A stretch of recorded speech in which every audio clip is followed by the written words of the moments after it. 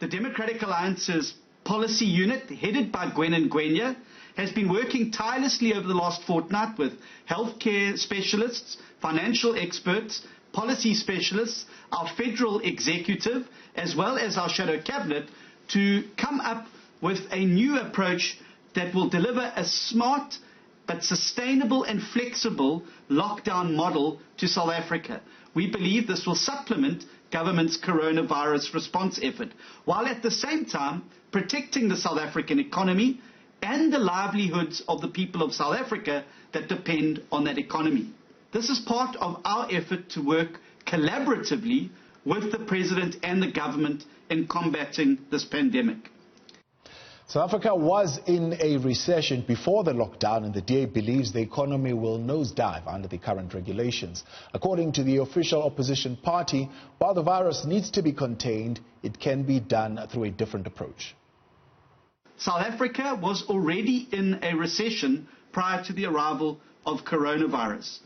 Under this hard lockdown that we find ourselves in now, we're heading towards an economic depression. It's going to be very hard under an economic depression to fund an adequate healthcare response to the virus over that time period, while also bridging the divide between poor households and small businesses, between sustainability and survivability, and collapse and ruin.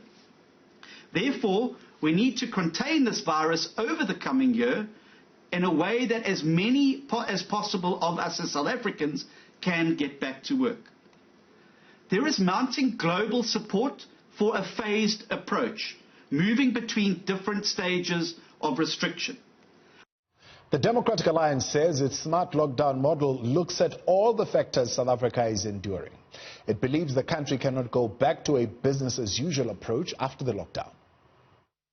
We have developed and spent a lot of time and effort on the smart lockdown model for a number of reasons. First of all, the hard lockdown in its current phase is not a feasible approach to contain the coronavirus in South Africa. In our context, it is impossible for citizens living in townships, informal settlements, and other densely populated settlement to self-isolate, to quarantine, to practice the necessary level of hygiene to kill the virus, as well as to acquire the required personal protective equipment to keep the virus at bay.